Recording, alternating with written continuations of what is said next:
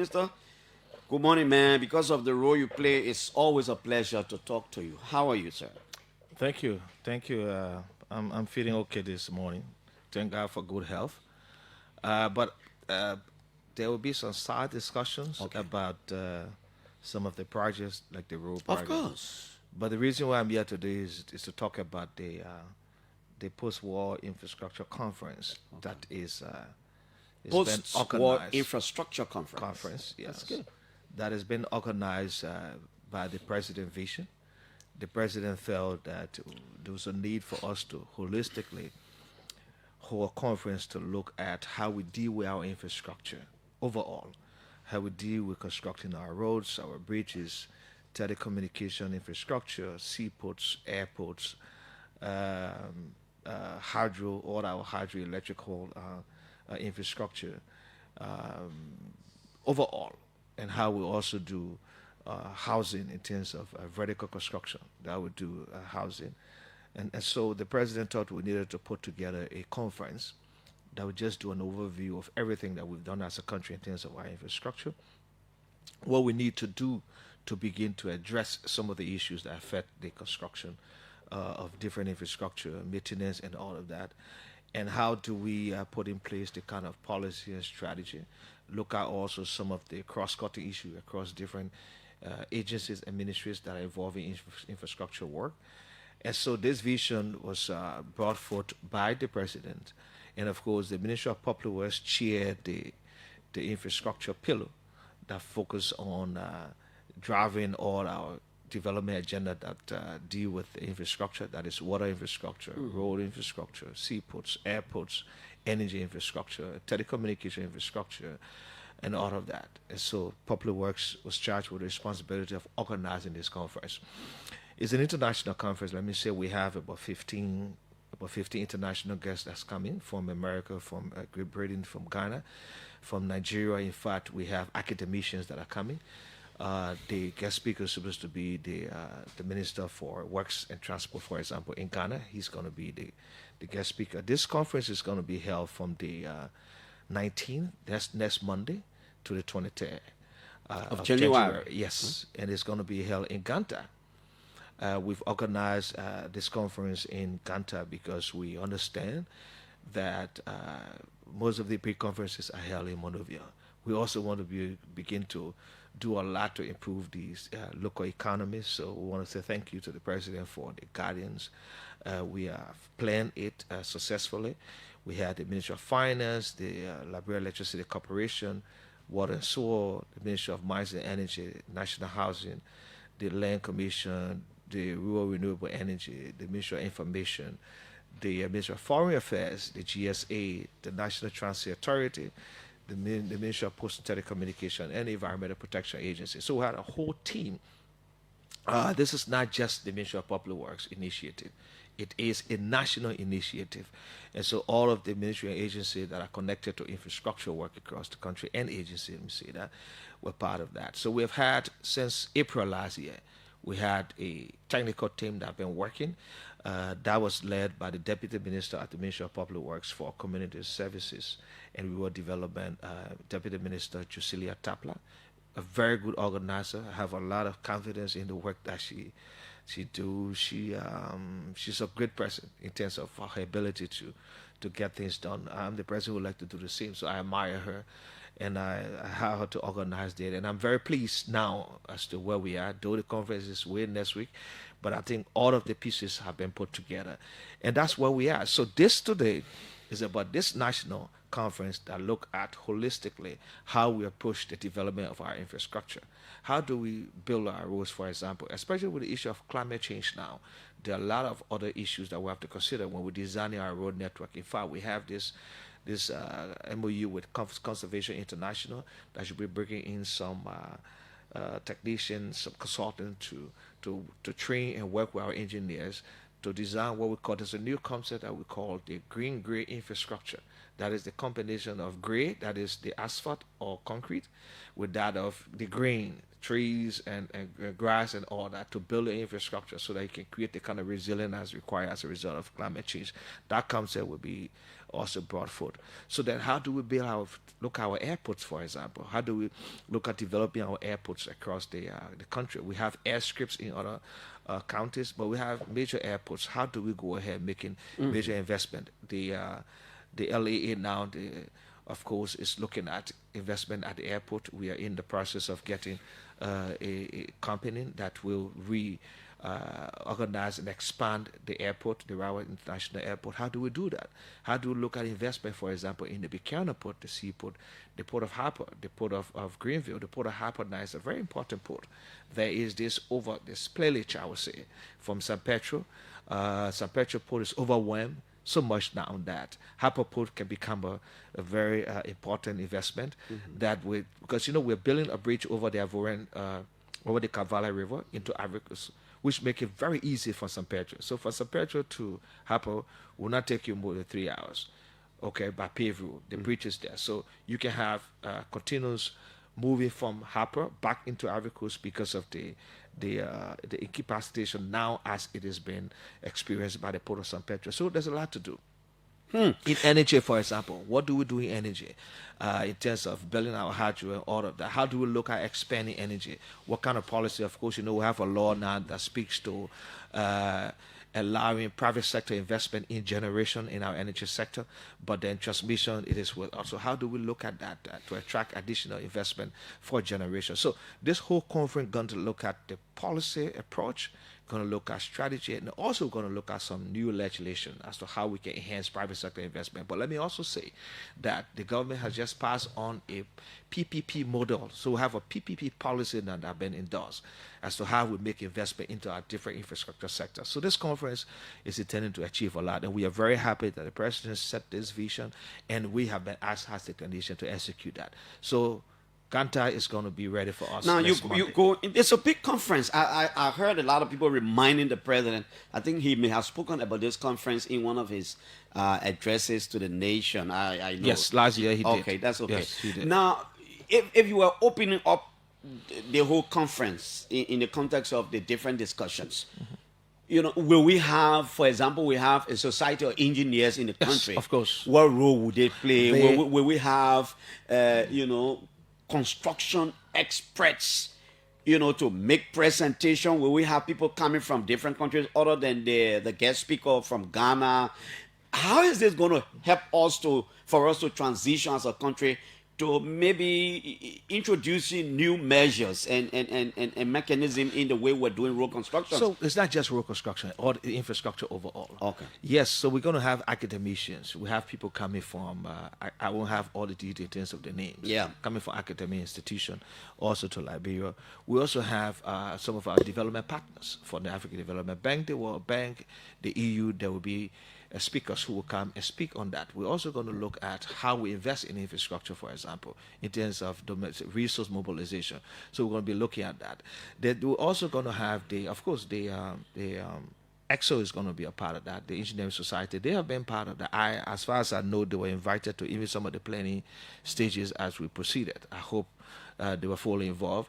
The Association of Liberian Construction Contractors, they will also be part of that. So even all of our local associations that are associated, for example, with infrastructure development and maintenance will be a part of that. So the private sector angle is considered.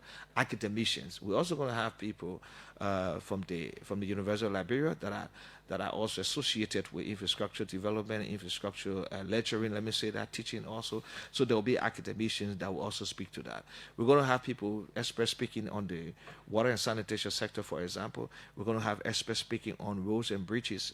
They're going to be speaking on energy and power infrastructure in terms of transmission and distribution. We're going to have people speaking on housing and social infrastructure. Mm-hmm. That is how we deal with building our schools, building our hospitals, for example, and building public buildings. So the president was also concerned about some of our public building we have. like I said to you, and I know you know, we're trying to get an investor to take over the Hotel Africa, which is something that we want to revitalize. I was there the other day. You saw what we're doing with that. So we're also going to look at our vertical construction, all of our buildings. There's the conversation to also look at, for example, Duco. Duco has been, of course, the Libyan holding company had that. It's been a while now since the overthrow of Gaddafi. When that happened, that also hampered that. They should have taken over the Duco. So we have the EG Raw building, for example. So we have other public buildings that the president is concerned about. What do we do with them? So there will also be some investors in the country that will look at some of the infrastructure that we have now and see what investment they can make. So it's holistic. And let me say that everybody that should be a party to this in terms of inside government, agency and ministry, like I named earlier. The Engineering Society should be there.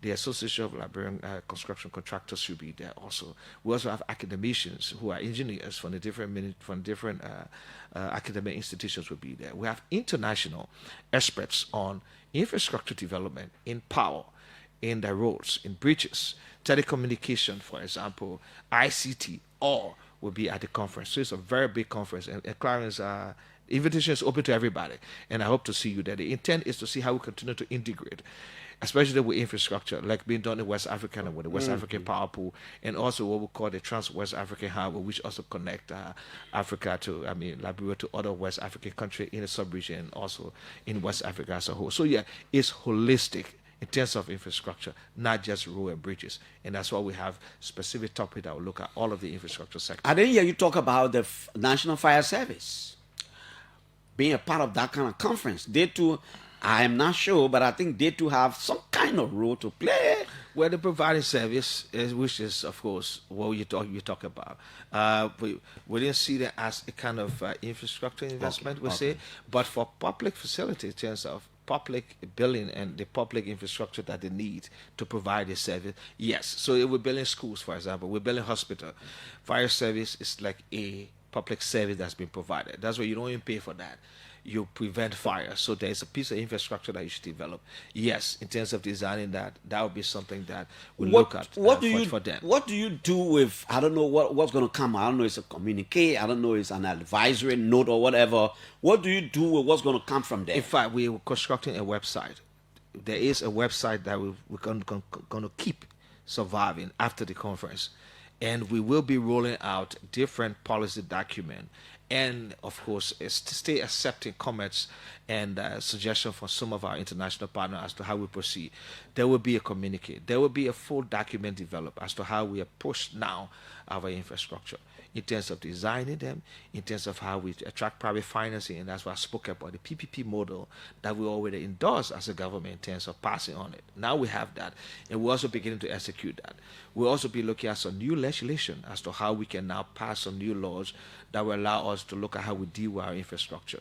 We'll also be looking at harmonizing some of the functionality across different ministry agencies. So, for example, the Ministry of Public also involved in rural water construction, that is building facility and building the infrastructure to supply rural water.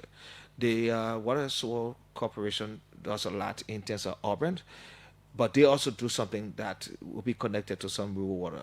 The WASH Commission does something that has to do with water regulation, all of that. So we'll be looking at some of the cross-cutting issues and how we can harmonize functionality against across the sectors in terms of infrastructure support. So we'll be looking at policy.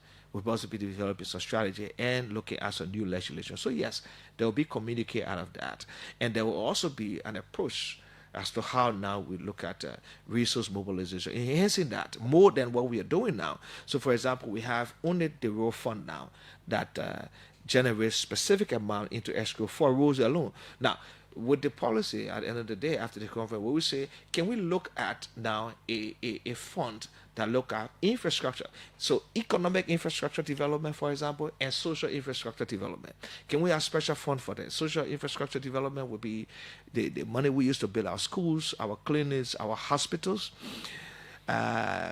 say for example, key institutions, our schools, hospital, which should be university, schools, hospital, clinics, for example, and those institutions that take care of people. Say prison compound, say with all the issue we have now with drugs, for example, facility that's going to be used to be detox our people. So those are the social infrastructure.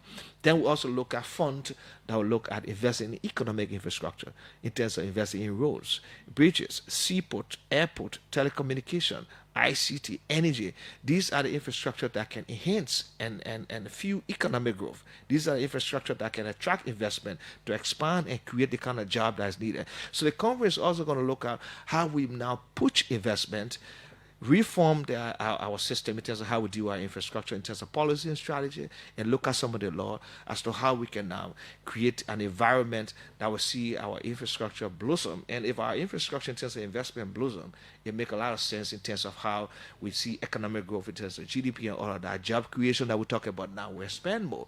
And that's what I like when people say bread and butter issue. Yes, that's what we're talking about. And the investment we are making now and we make continuously in economic infrastructure will enhance that. Bread and butter issue, yes. People are leaving from Maryland, coming to Monrovia in 10, 11 hours. So see what that has done. A lot of savings have been kept. And so people can now put that into other things. So if you are paying $6,000 for a burger rest now, you're now paying maybe $2,800 or $3,000. So you save an additional $3,000 that can be invested in something else. So the conference going to look at a whole lot, Clarence, and that's why it's really going to be a big one. And I'm very pleased with the planning team led by the Deputy Minister for Rural Development and Community Services. She's done a very great job together with the other ministries and agencies, GSA, the Ministry of Foreign Affairs, the RREA, we had LEC in there, the entire team, Ministry of Finance, we had the Lands and Mines in there, we have Housing Authority, we had the LTA in there, the LAA, they all participated in the process as far as I know, because I used to work in some of the meetings just to provide my guidance along the way. And we're happy that we're going to be executing this conference, which will be a wonderful one since we left crisis to look at our infrastructure. I think this should be the first post-war infrastructure conference. Maybe I can reference one. But somebody sitting somewhere and say, look, that's a good thing. We have existing laws on the book that talks about a lot. That sometimes we ourselves blame ourselves, not just the government, but sometimes we're not doing the little things we think we should be doing. And these kinds of conferences sometimes will bring about, like you said, a lot of new laws, a lot of new policies. What's going to be different from the existing ones we have? Then that kind of conference and making sure what's come out of the conference actually implemented as we transition on policy and strategy. So what's going to be different for us is that the fact that we are having a conference on looking at how we deal with our infrastructure in terms of investment, maintenance, and expansion. That alone is a difference because it has never happened. We never dedicated our time to establishing or organizing a conference that look at our infrastructure since we left war. And I don't even know why it was done before the war, but let's say this is the first conference of such to just focus on our infrastructure. Because one of the reasons why we are doing the first, we know, even with the MCC that we have been qualified for, even prior to the first compact that we got, the growth constraint analysis that were done suggest that we needed to invest in infrastructure. But there were priority of the infrastructure based on the deficit that we had. There were roads and energy. Okay, but we could also say seaport because when the investment was done in the National Port Authority, now the National Port Authority berth is just 600 meters, but before the investment was done by APN Terminal, we almost did not have a vessel to come. There was a time where that pier could have collapsed and there was going to be no way vessel could come into Monrovia. Okay, so there's more to be done in the port in terms of investment, not just the port of Monrovia, the port of Buchanan, the port of Greenville, the port of Harper. However, the investment that was done specifically looks at two areas, and that was energy and roads in terms of what was done under the MCC growth constraint analysis. So we still believe so, and that's why our government continue to prioritize investment in roads and energy. But we also want to look at other infrastructure that can support that. So, for example, like ICT and telecommunication. In the last 25 years, we did not have much in terms of what we have now. How you can use, technology to enhance business development, to enhance investment in different ways. How technology can now support, the kind of investment you need in both private sector and public public sector. So we're going to be looking at that, and that's what make it different. So we may not have a lot of law on the books now. How we look at our infrastructure, we may not even have that. Okay, even in terms of our, we're looking at the building codes. How do we not come up with specific codes for construction in Liberia? Because we've been using referencing that of America, and it's just conflicting it. How can we develop our own code? So these are some of the things that we'll be looking at. And then, like I said, in terms of financing infrastructure, the only real model we have now in terms of secure funding, let other countries have different fund. We have what you call the LRTF, which is the LDTF now, the Liberia Development Trust Fund. We transformed that from the Liberia Reconstruction Trust Fund to the Liberia Development Trust Fund now, which were the partners. We had the World Bank, they had the German government, we had the British government. They were all in there to support funding for road investment. Those are some of the money that we use to support the project, the Seacrem project that we're doing now up to Grand Giddingds. Okay, so now, but that's with the partner. What do we do as a country? So on resource mobilization, for example, we look at holistically to say why does you want to attract private financing, foreign financing, foreign direct investment from private investors. What do we do domestically also to ring fence some of the money that we spend? Now, if you look at the budget now, and it's been happening over the last years. We have not been able as a government over the last 20 years, to spend at most at least 30% of our national budget on investment in capital expenditure, for example. That would be in infrastructure that can enhance growth. So we've always been maximum 20%. That's small. We need to do more. Instead of doing a lot in recurrent, we need to do more in infrastructure, especially the economic infrastructure, because that is where the return comes from. If you start investing in more roads, you do that. If you invest in more energy, it will increase our energy. The energy now in our system is not more than 300 megawatt. A country can develop on 300 megawatt small. We need to do more. We just have a conversation about the MCC possibility of getting ourselves, and our focus now is to see how we can focus on one particular sector, and we have an internal discussion about it as a government. But in terms of energy, we don't have more than 300 megawatt. 300 megawatt is not sufficient for a whole country that need to develop. So we need to enhance investment in that. If we enhance investment in energy, it will also improve many things that we can do. So for example, in agriculture, how do we support building and sustaining storage facility to enhance the value chain? Our people get their crop. If for a reason they cannot get it to market, they should be able to store it in the facility. Why you think every season we have season for different fruits, and after the season gone, we can't see plum anymore? It's because of storage. You go to other country, they have storage facility, so you see plum all year round. Whether it's a season or not, there's plum that people can eat every time. That shouldn't be working. We should enhance that. Fishery, for example, if we invest in fishery and are able to get, look at the sea coast we got for the 3,000 square miles. That's a lot. We can do a lot in fishery, but how do we create the kind of value chain to enhance a storage facility, for example? You need energy to do that. And that's why we need to do a lot of investment in some of the other sector. For example, traveling time, even around Africa, it's very difficult to travel. You want to go to Guinea right now, you got to go all the way to Senegal and come down. Before Sierra Leone, right, to go to Sierra Leone, it take you almost 7 hours by plane. So we need to also enhance our infrastructure in terms of the facility, the airport. We should be getting Turkish airline coming in May. We want to attract more airline. I think the Senegalese airline is supposed to be preparing to also come. But we need to enhance the facility at the port. We need to enhance the equipment to improve our standards so that we're able to attract a lot of other investment, which will enhance the kind of economic growth we're looking for. So this conference, let me say this, is very important to the president. It was the president's vision when he said that to us. And I said, Mr. President, we turn your vision into action. We did it when the president said, 100 days, I don't want to see no car getting stuck in the mud. It was a policy statement. We, as a technician, had to turn that into a strategy and execute it, which we did. The president, again, has said, we want to look at our infrastructure. I have a vision as to how we deal with that.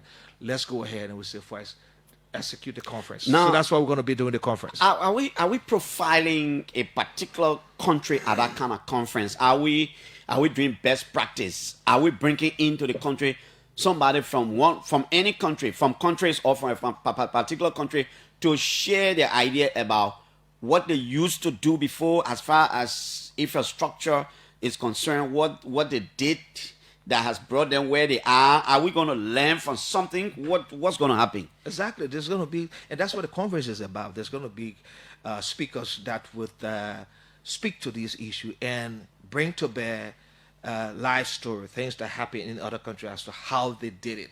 And like I said, the guest speaker comes from Ghana. My colleague, he's the Minister of Works in Ghana. He's going to be the guest speaker.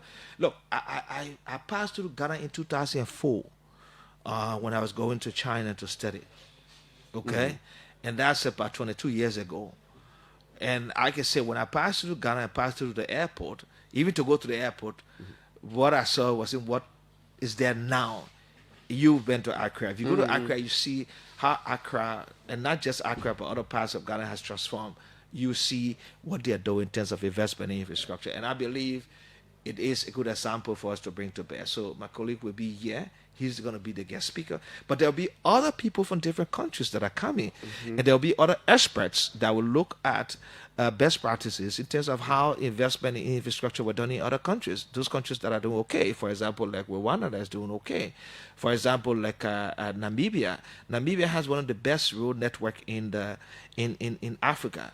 Okay? We might like Namibia. Yes. So there will be, of course, experts coming from these different countries. We have international guests, like I say, up to 15% coming, to be able to give us their experience and to advise us to what they did to enhance their infrastructure and what we can do to do similar in terms of policy, strategy, legislation, in terms of how we raise resources to do so to attract investment to the country. That's what we're doing. But let me also say, I, as Minister of Public Works, as over the last 2 years, believe that there's no way we can develop the road sector, for example, or our infrastructure sector overall, just by looking at what we get from our multilateral and what the government can do.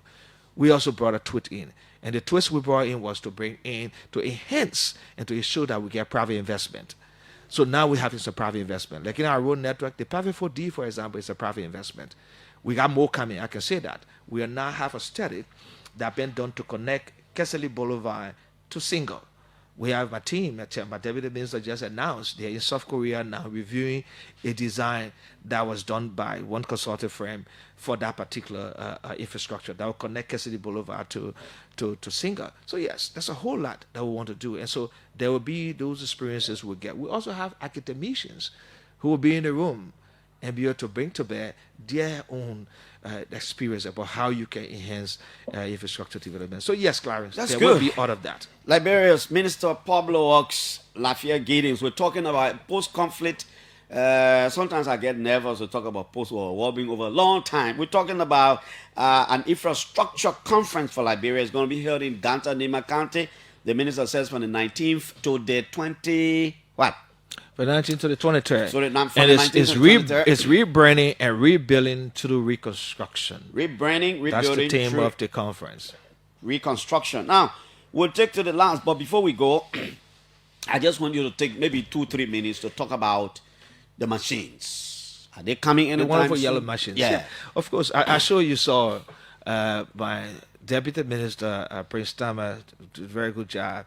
And our mobile director had to go to China because it was a part of the contracting arrangement to do pre-shipment inspection of the equipment before they are shipped. So they went to China, and I think from China he sent us a report that was developed by our communication documentation unit and division, which has been all on Facebook. Yes, the equipment going to come. We are hoping that it will be up by March. What we have is Public Works and the General Services Agencies to pursue Boakia modalities now. We identify places in the county where we have some facility to be rehabilitated. Where we don't have, we've identified land space that will be clear. Because the intent is once the equipment comes, we want to be able to drive them straight into the county. We don't want it to. So you're carrying it in the different counties? Yes. So Nima, we have 2 sets, for example. So Nima, we have 38 pieces of equipment. Bomb will have the same 2 sets because of the road network. They have bigger road network. Bomb will have the same. So there'll be 2 maintenance only bomb. We would intend to do 1 upper bomb, 1 lower bomb. Nimba the same way. Lofa the same way. Bassa the same way. Because those are countries with big road network. Then Moserado will have 1 because we already have some equipment here. We're supposed to be setting it up in Bentonville, Benton. That's why we set up that particular zoo, which will take care of rural muscle. And the other set of equipment we have here in Monrovia at headquarters will be what we use to do some work here. And the other counties, Maryland will have one. So all the counties will have. In fact, the equipment, they are customized, like you saw them. The county flag on it. So when you take it, you that Julius saw them. That Julius saw them. Julius went there on Facebook. Oh, no, on Facebook. Sometimes I don't trust it's on Facebook now. I can verify. Okay, go ahead. No, it's there now. Go ahead. So the thing is, when you take bunk out the machine, so you cross the bridge to enter into Nima, I say, where you carrying the machine here? That bunk out the machine, it shouldn't be here. So even somebody for bunk out the city can arrest the machine. So they say arrest. Carry our machine back to bunk out because for bunk out it shouldn't be anywhere. So you're gonna have people you're gonna have technicians. Yes. You're not gonna get a machine with. No, we're recruiting people, and the intent is to also do some county recruitment for young people that will be trained. In fact, the program has a package for training. Okay. So we're gonna have training that will take place. We're going to have supply of maintenance should be close to 2 years. There will be lubricants and all of that. So it's a whole package. So Clarence, the issue of the yellow machine is done. It's going to come. Let me say that. You asked one question also about the bypass. The bypass. Yeah. So one of the things that we do, we're trying to create some ease, because the traffic won't be easy. There will be a time where that whole road will be shut down for almost 2-3 days, shut down completely. For the kind of work that they should be doing, there should be no interruption. So before we get to that time, we're trying to do something. So I should be on a tour on Thursday on some of the projects that we executed. You see me all around on some of the projects that we're executing to see the work. We have we're going to connect. The intent is to connect SKD Boulevard to Paco Island and connect Paco Island to Peace Island. I'm hoping that is done soon. Yes. Right now, the contractors, they're working to make sure that's connected. So once you connect SKD Boulevard to Paco Island and Paco Island to Peace Island, then Peace Island to Allison Street, so you don't have to get on the boulevard, and then you're heading towards the Oro. Now, from the Oro Calano place, our team very soon should be there. I think that way you saw there was an altercation between Senator Joseph and one of my assistant ministers there. We had to work with the legislature. So, we are back. People just back. The people, and we are giving those people time to move. So by February we'll be clearing that place, and you're gonna pass around the airstrip and connect to Rototown. Okay. So that means you can leave from SKD Boulevard. You don't have to get without touching the boulevard. Without touching the boulevard. And we're eventually going to pave it. We're not going to pave it this year because we don't have the money in the budget to do so. But next year we'll focus on doing that. So you can come from SKD Boulevard and decide not to be bothered with the Tottenham Boulevard and get to town. Because once you get to Rototown, you continue to the Fiamma, you're on Jalata, and you are in town. That's what we're trying to do. We're trying to connect all these places to be able to create the kind of accessibility that's required. So we're going to do that. And I want to say that the work we are doing is to enhance accessibility. We want to let our people know we'll be everywhere. We're continuing to open up outlets. We're continuing to clear the right of way. We've been working with the Monrovia City Corporation, doing a lot of work. You see Douala today. We shouldn't see anybody on the street selling Douala because we'll soon be reaching Douala to start to do the work that we need to do there. So we're creating that clearance. Minister, thank you. Let's take a few minutes to take calls on 0777-700-995-555-995-995. Let's talk about the infrastructure conference coming up in Ganta, 19th to beyond the 20th or the 23rd. And we're also talking about, you heard him talking about the back pass. There's coming days where you will come to town without necessarily engaging the boulevard and all these things. 0777. Let's take the first call. Hello. Good morning, Brother Clarence. Good morning. Good morning to the Mr. Minister. I want to say happy birthday to you and I, because today is my birthday too. Happy birthday, my brother. Yeah, let's hear you now. Thank you very much. Yeah, Mr. Minister, I want to ask you. In 12 years' time, I believe you were working in the early government. Why at that time the road do not reach from the southeast to Monrovia here? But in 2 years' time, you are taking the road from the southeast to Monrovia here in just 2 years. So in 12 years or 6 years, so the 2 years I work, when the 12 and the 6 years, I want to ask you. You want to ask about the infrastructure conference we're talking about? Okay, thank you. Let's go to Frank Gibson. I want to focus on so we don't get distracted. Hello? Good morning to the minister. Good morning, Frank. The new sheriff in time, as he said, the first time he appeared. But after 3 years, The RI road is still ongoing. But Mr. Minister, I got a piece of land in Johnsonville area, around the Peloton area, where you're climbing the hill going down towards Peloton. Your people went there and they dug my place to cover the main road. They let a heavy dish on my land there. They told the people that they would to compact it. They told the people they will come back to compact that road, and they didn't do it. The big hole is still there around the Peloton area there. The possible thing get a letter. They called me, they told me that strategically you are trying to place 30 pieces of machine in Nimba and Bon because you want to continue Jeremiah Ko and Prince Moe from the CMC.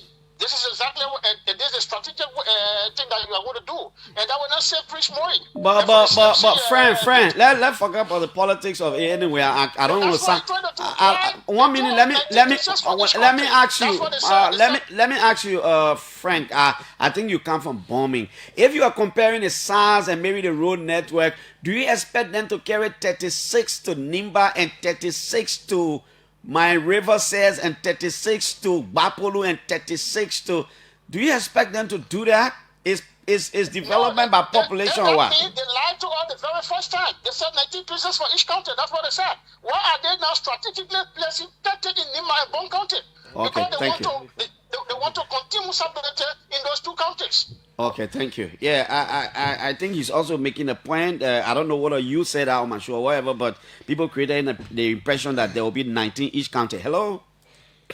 Yeah, Mr. Jackson, good morning. Good morning, sir. Yeah, let me say good morning to His Excellency President Boakai. This is Samuel D. Kekula, member of the Military Party in the Letter Bureau. Let me say happy birthday to you and thank to the Minister for hearing. Mm-hmm. So every time he comes, I think the world, and I mean the country and the world over listening to him. My question to him is, what is the position of maybe people who have found the era of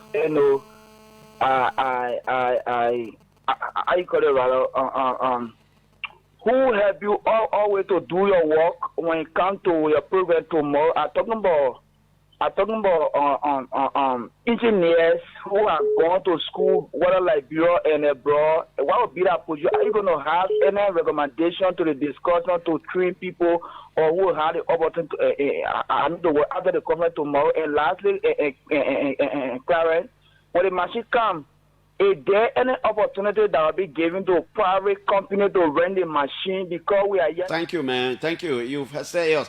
We're taking one more call, and then an engineer residing out of the country had just sent me some questions to ask the minister, and I will do that. Hello, Pastor Mayor, final caller. Good morning, sir. Good morning. Yeah. Happy birthday to you. Thank you. Wish you God's precious blessing. Thank you. Let me say good morning to the minister, and I appreciate the level of work that the government is doing. I really appreciate it. Thank you so much, Mr. Minister, and to the president for the good work. I have a question for him. The question is, the people of Peace Island, you know, Peace Island is a land that those that live on Peace Island, we don't buy the land, but we are citizens of Liberia. So the level of work that is being done, Peace Island will embrace the development to open the route to Pacos Island, by extension to SKD Boulevard. That is a very good thing. But my concern is that we are citizens, and if government carry on such a development and initiative that we all will benefit from, don't you think, Mr. Minister, we have been better if you just come and talk to your people and say, my people, we are breaking down your structure, we'll do this, we'll do that. Okay, thank you. Thank you, Pastor Man. I just squeeze in this call. Let me squeeze in this call. Hello? Good morning, Clarence. Good morning, sir. I had to squeeze you in out of courtesy. Yeah. Yeah, this is Anthony Alpha Sapeni. Okay. I listened briefly to the minister, and I just wanted to ask a couple of questions, maybe probably two quick questions. One, you know, I've seen the new roads that are being built. Even the road, the Somalia Drive, Japan Highway. You see a lot of dirt, a lot of sand on the road. Even sometimes you see grass growing on the side of the road.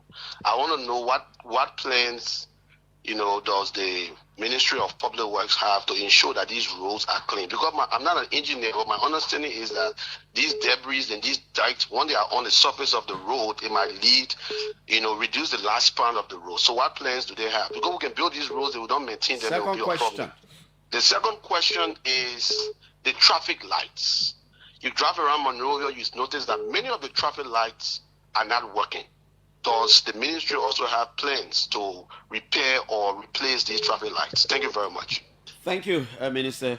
And now, just adding other questions. I hope the minister can take about 5 minutes to respond. Then we move. I want to do something else. Use 2-3 minutes to do something when the minister is over.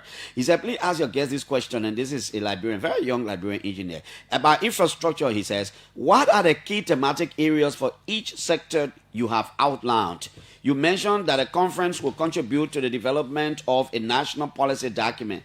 Are there ongoing scientific or technical research initiatives to ensure that the resulting policy aligns with international standards and best practices? If so, what specific technical or scientific gaps are these studies seeking to address? Then he says the Ministry of Public Works and the General Services Agency currently maintains a public building maintenance department. The GSA is legally mandated to manage and maintain all government properties. Given the overlap in functions, would it be more effective to transfer the public building maintenance department to GSA or merge the two functions to eliminate duplication and improve service delivery? Maybe we can just stop here and, the minister can take at least 5 minutes to go over all your concerns. So let me talk to that quickly. The maintenance of public buildings are done by GSA. It's not the Ministry of Public Works. Okay. We just provide the technical support in terms of doing assessment and estimate for the execution of such work. So it's actually the GSA services that do maintenance of that. Okay. So we're going to focus on the key priority areas being addressed will be spatial development and urban planning. That's what we have the Land Commission in, because the Land Authority is responsible for urban planning. They're going to work with us on that. So there will be a particular session on that. There'll be a session on housing and social infrastructure, like we said. So some of the housing could be housing that will be investment made by private investors. Some will be also housings that are done to support social services, in terms of building for hospitals, for example, social housing, for example, for schools. We're also going to do some for support in terms of how we provide affordable housing to some of our people. So there will be a specific topic on that and a section on that. There'll be a section on roads, bridge, and for transport connectivity. So that could also consider water transport and air, seaport, and all of that. There will be a section on energy and power infrastructure. So that will focus on generation side and also transmission and distribution, and also on water, sewer, and sanitation. We're also going to look at something that speaks to also ICT technology in terms of telecommunication and all that. So yes, the intent is to cover majority of the different segments. Of course, we know there are laws that govern and set up most of the agencies that are involved with some of the infrastructure development. Mm-hmm. But the intent is to look at a kind of holistic policy as to how we deal with investment in our infrastructure, and that is what the conference is looking to create. And hopefully there could also be, like I said, out of the discussions and interaction, there could also be legislation that will come out that we get to the legislature to look at how do we deal with our investment in infrastructure. And my saying was that we have one, which is the road fund, which is a domestic resource mobilization infrastructure, mm-hmm. but in particular for road and bridges. What if we look at something to say, let's take 30% of what we get maybe out of our different concession in terms of royalty, or even if it's some equity, and we invest that amount in an infrastructure fund, for example, that look at investing in roads, mm-hmm. investing in seaport, investing in energy, and investing in everything you think about. Even some of these different agencies that are autonomous, how much in terms of percentage that they can take from what they would declare, for example, as dividend, and put into that trust fund for the overall investment in infrastructure. So that's what we're hoping to achieve. There's a question about traffic light. The Ministry of Transport is responsible to do the traffic lights. I think they're already in the process of doing of hiring and they a company to do the installation and repairs of the traffic lights. So transport is doing that. Somebody talking about the drainage system. Yes, we're doing that. We even just got support from the World Bank through the LERB project with some drainage equipment. We just got them here, which will help us to do a lot of cleaning of the drainage, especially like you said on the Somalia Drive. Those are open drain.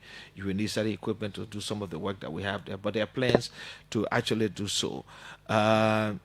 Somebody asked about Paco Island, Peace Island. Yes, we have a team now. Community services team went to Peace Island. They interacted with the people there. We didn't just go there to say they interacted with them. There were several meetings and discussions with them. But just at the point in time, government has to do certain things. People build their houses almost like on the road. We had to do that because we have to make that road a major route. There's no sidewalk. People build their houses almost like on the road. We had to do some demarcation. We had to create some right of way to create sidewalk because if vehicle can be applying the road, there must be place for people to walk in terms of sidewalk, and we have to create security for safety for our pedestrians. So yes, we did that, and we're working with the communities. We're sorry sometimes for the inconvenience it may create, but we have no choice. We have to get it done. Mr. Minister, I'd like to say thank you so much. I hope to see all of you. Yeah. I know we have there's support from the journalism community to be in Ganta because it's going to be a very big conference, and I know you're going to make your contribution to that in whatever way. But we thank you, Clarence, for the opportunity. And let me say again, happy birthday and wish you all the best. Thank you, Mr. Minister. Public Works Minister Roland Giddings was here. We were talking about the infrastructure conference in Ganta in Nima County that will bring to the table a lot of stakeholders in different sectors. The LEC, the Ministry of Public Works, Environmental Protection Agency, international partners, and all these things to look at the way we do the construction of our infrastructure, not just roads. He says the machines are going to come. Thank you so much. Now, this morning I read something from Sino County Senator Councilor Augustine Chie, and at Tony Adlaw Mohammed Famule has just written a counter. So I think it's very important too that I read a counter. Attorney Adlaw Mohammed Famule has written a counter. He says, remember this morning, Councillor Abache on, he was questioning the police, the decision, the discretion, to have arrested and sent to court Jala and not do same to Brian McGill. But Attorney Allah Mohammed family has written a counter. He says, my distinguished senior professional colleague and Senator Chie, kindly allow me provide you some enlightenment about the rationale of the police decisions and the manner of hindrance of the two cases of sexual offenses under Chapter 14 of the Penal Code. In the first case involving J. Brian McGill, these are the facts basis upon which the police didn't arrest McGill. The doctrine of alibi was a factor where the girl claimed she was raped and the time was contrary to evidence collected by the police. It was established from the CCTV that Brian was never in his office on the day and the time the girl, her father, alleged she was in Brian's office and was raped. The call logs of Brian showed he was in police academy area and not at the SKD. It was established from testimonies of witnesses that Brian was with his friends and they all watched Arsenal game on that day and time. Lastly, the CCTV showed that the girl interacted with two other males while in the SKD compound, but she concealed that from the investigators. As a lawyer, you know that where the presumption that Brian committed the crime was not great, but far less, and a mere allegation without evidence would not be sufficient ground to charge and prosecute him.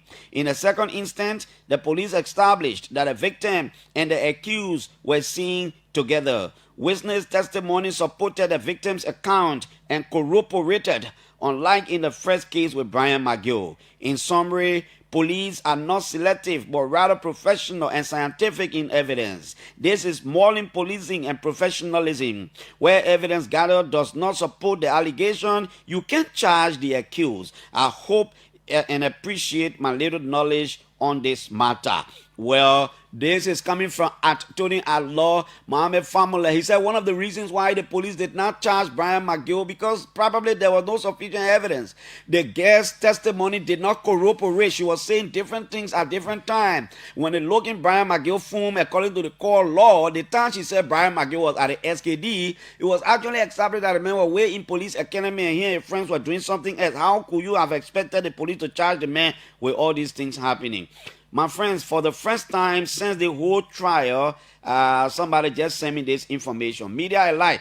The media is hereby invited to a press conference to be hosted by the legal counsel of Mr. J. Brian McGill, Councillor Lafayette Ogu, at the Kept and Associates law firm located on Prince Avenue in Fiamma.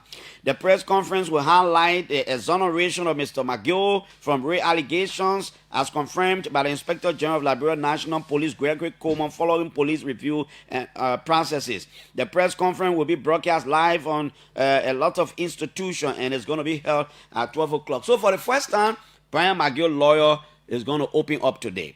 Journalists will be there. I hope they can ask some of the toughest questions so that the public will be able to be the judge in these kinds of matters. We'd like to say thanks to all of you. Tomorrow we'll be here with the Wednesday, January 14th edition of the Morning Rush. Coming up is Liberia at 10 and Murray Willety. We are all here. Bye-bye.